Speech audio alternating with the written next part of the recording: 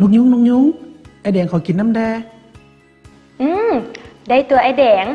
แต่ก่อนจะกินเรามาสบายดีน้องๆทั้งบ้านกันก่อนสบายดีน้องๆและหมู่เพื่อนทุกคนขอต้อนรับเข้าสู่รายการศึกษารูปแบบใหม่ที่จะพาน้องๆไปมวลซืนพร้อมกันเรียนรู้สิ่งต่างๆไปพร้อมกันในรายการเรียนรู้ร่วมกันไอ้แดงจะกินหมอกไม้น้ำหนีล้างมือแล้วหวาล้างมือหวายังเถื่อสั้นกินบ่ได้เถื่อต้องล้างมือให้สะอาดก่อนเด้อจังสิให้กินน้องๆตอนไอ้แดงกำลังจะไปล้างมือนี่นกยุงจะพาน้องๆไปรับชมนิทานกันก่อนว่าจะเป็นเรื่องอย่างนั้นไปรับชมพร้อมๆกันเลยมูลซืนกับนิทานสบายดีน้องๆกลับมาพบกับสาวครูนกเอี้ยงอีกแล้วมื้อนี้สาวครูนกเอี้ยงก็มีนิทานม่วนๆมาเล่าให้น้องๆฟังซึ่งนิทานเรื่องนี้มีชื่อว่าหมูน้อยเปอะเปื้อนหมูน้อยตัวหนึ่งอาศัยอยู่กับแม่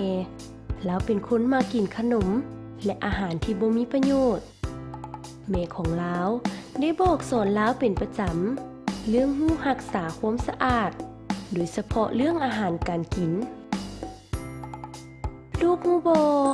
อาหารการกินเป็นเรื่องที่สำคัญลูกบ่ควรกินแต่ขนมหลายเกินไปควรกินอาหารที่มีประโยชน์เช่นจำพวกผักหมักไม้ให้หลายและที่สำคัญ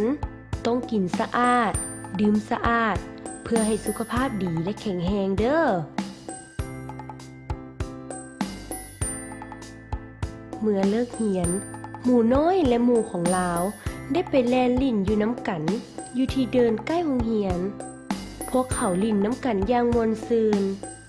ต้นโตเปื้อนเปื้อนไปด้วยดินและตมพอลิ่นสุดพวกเขาพากันมานั่งพักอยู่ก้องห่มไม้เพื่อกินขนมที่เกี่ยมมาน้ำกันถ้าหมู่น้อยจอมขี้ค้านบ่รอซ่าเฝ้าเอาขนมที่เกี่ยมมาออกมากินทันทีโดยที่ต้นโตและมือของเรานั้นยังบ่ทันได้ล้างเถื่อหมูน้อยเป็นอย่างเจ้าบ่ไปล้างมือก่อนจึงมาจับอาหารกินจักหน่อยก็เจ็บท้องได้โอ้ยบ่เป็นหยังดอกสิไปล้างให้เสียเวลาเฮ็ดหยังบ่มีแม่พญาหยังดอกฉันก็ตามใจเจ้าเด้อแล้วหมู่ทุกคนไปล้างมือใส่สบู่ให้สะอาดแล้วจึงกลับมากินขนมซุ้มกันเมื่อค่อยค่ำพวกเขาก็พากันกลับบ้านเฮือนของไผ่ลาวเท้าหมูพอมาฮอดเฮือนก็เฝ้าแลนเข้าไปนอนทั้งที่ตนตัวยังเปื้อนอยู่อ้าวลูกคือบ่ไปอาบน้ำล้างตัวให้สะอาดก่อนจังหน่อยก็บ่สบายแหละบ่เป็นหยังดอกแม่ลูกนอนพักบุดหนึ่งแล้วจะไปอาบดอกย้อนความเมื่อยหมูน้อยเลยเผลอลับไปพร้อมกับต้นตัวที่เปื้อนนั้นเมื่อหุ่นเศร้าวันใหม่แม่หมูได้ยินเสียงห้องคางมาแต่ในห้องเลยย่างเข้าไปเบิงเห็นเท้าหมูน้อยต้นตัวเปื้อนนอนเจ็บท้องอยู่หมูน้อยลูกเป็นหยังลูกเจ็บท้องนะแม่เป็นย้อนเวลากินลูกบ่มักล้างมือบ่รักษาความสะอาดให้ตัวเองนี่ล่ะคือเหตุผลที่ให้ลูกเจ็บท้องต่อไปถ้าลูกบ่อยากเจ็บท้องแบบนี้อีกลูกต้องล้างมือทุกครั้งก่อนจับกินอาหารและที่สำคัญอย่ากินแต่ขนมหลายต้องกินอาหารที่ดีมีประโยชน์เช่นผักหมักไม้ต่างๆเพื่อเฮ็ดให้มีสุขภาพแข็งแรงบ่เจ็บป่วยง่ายเด้อเจ้าแม่ต่อไปลูกจะบ่เฮ็ดแบบนี้อีกดีแล้วไปอาบน้ำแล้วมากินยาแล้วแม่จะเฮ็ดอาหารแซ่บๆให้กิน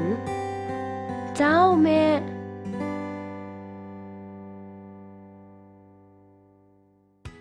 เป็นได้เลยน้องๆสำหรับนิทานของพวกเราในมื้อนี้มวนบ่ไอ้แดง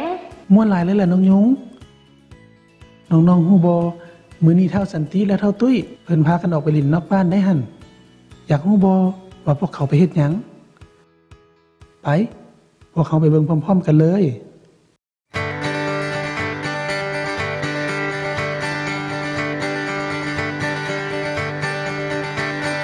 ปูนาและสันติเป็นเพื่อนที่ดีต่อกันฮักแพงหมู่เพื่อนสวยเหลือซึ่งกันปูนาและสันติมักหลายอย่างคือกันหนึ่งในนั้นคือการเห็นหูมวนซื่นเบิกบานผสมประสานสามัคคีมาเฮียนหูในวันนี้กับปูนาและสันติ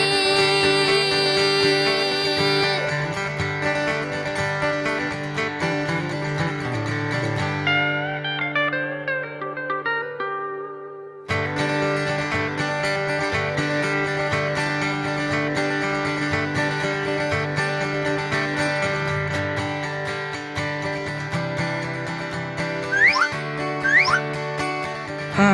มาเลย มาเลย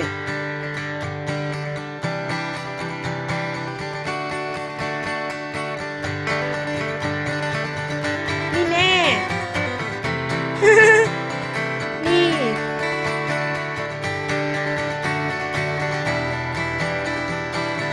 นี่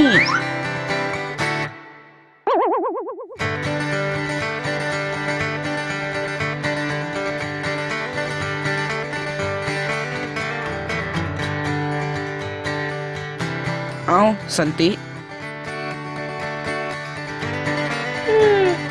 คือเพื่อนแท้ เอ้า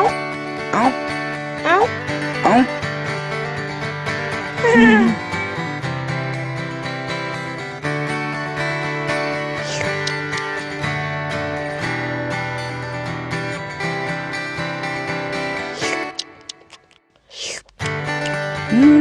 ขนมนี้แซ่บนะ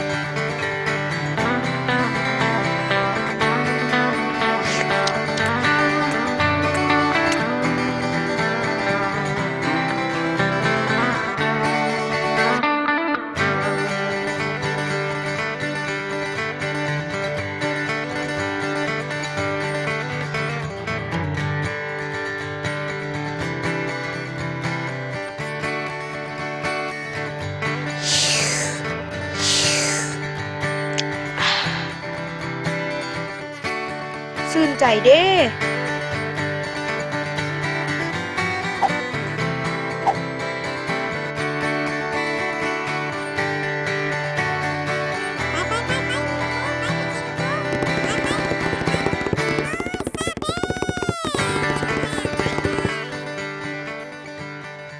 โอ้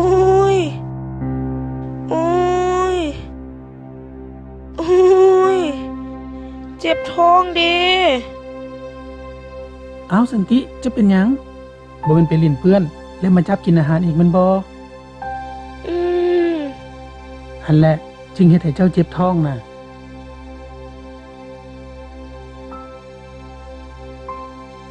โอ้ย โอ้ย โอ้ย เอาตุ้ยเด้เป็นหยังหั่น คอยเจ็บท้องนะ ไอ้แดง อือหือ บ่แม่นเจ้าทั้งสองไปเลินเพื่อน อือหือ แล้วมาจับกินอาหารคือกันแม่นบ่ เจ้าแม่นแล้ว นั่นแหละจึงเป็นสาเหตุที่เฮ็ดให้พวกเจ้าเจ็บท้องน่ะ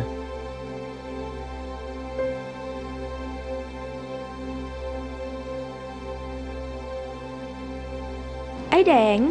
พวกเด็กน้อยพากันเป็นหยัง ตุ้ย สันติ เป็นแนวใด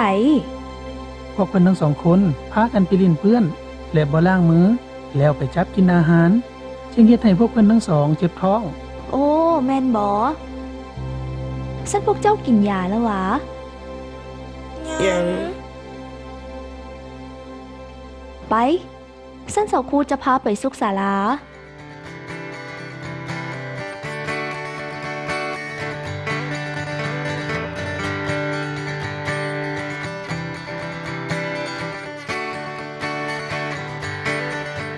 จือไวเดอร์ทั้งสองคน เธอน่าจะกินหยังต้องล้างมือให้สะอาดก่อน และบ่ให้ดื่มน้ำตามห้องห้วยเด้อเพราะมันบ่สะอาด และเป็นสาเหตุให้พวกเจ้าทั้งสองเจ็บท้องแบบนี้ล่ะ ต่อไปพวกหลานจะบ่เฮ็ดอีกแล้ว ขอบใจเด้อสาวครู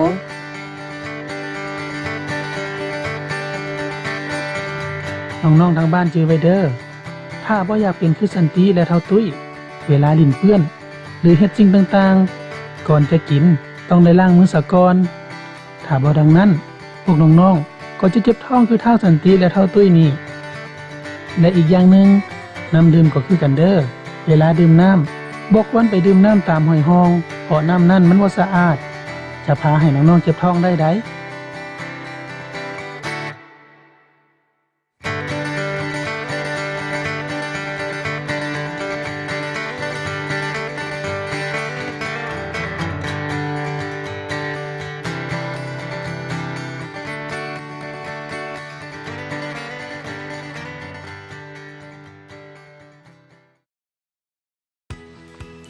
โธ่เท่าสันติและเท่าตุ้ยนี่ลิ้นเปื้อน แล้วมาจับกินอาหาร จนเฮ็ดให้เจ็บท้องเลย น้องๆทางบ้านก็คือกันเด้อก่อนจะกินหยังก็แล้วแต่ต้องได้ล้างมือให้สะอาดก่อนทุกครั้งเด้อจึงจะบ่เจ็บท้องคือสันติและเท่าตุ้ย แม่นแล้วน้องๆ นอกจากการล้างมือแล้ว อีกทีหนึงเวลาดื่มน้ำก็ต้องดื่มน้ำที่สะอาดเด้อบ่ให้ไปดื่มน้ำตามห้วยตามห้อง เพราะมันจะเฮ็ดให้เจ็บท้องได้ได แม่นแล้ว อีกอย่างเพื่อสุขภาพที่สมบูรณ์และแข็งแรงน้องๆอย่ากินขนมหลายเด้อต้องกินอาหารให้มีประโยชน์ใส่น้ำเซนซีนป๋าไข่ผักและบอกไม้ต่างๆ เพื่อให้ร่างกายเฮาแข็งแรงมีสุขภาพดีบ่เจ็บป่วยง่ายไอแดงก็คือกันเด้อแล้วกลับมาพบกับเอ้ยนกยุงและไอแดงได้ใหม่ในตอนหน้าสำหรับมื้อนี้ขอกล่าวคำว่าสบายดีบ๊ายบาย บ๊ายบาย 「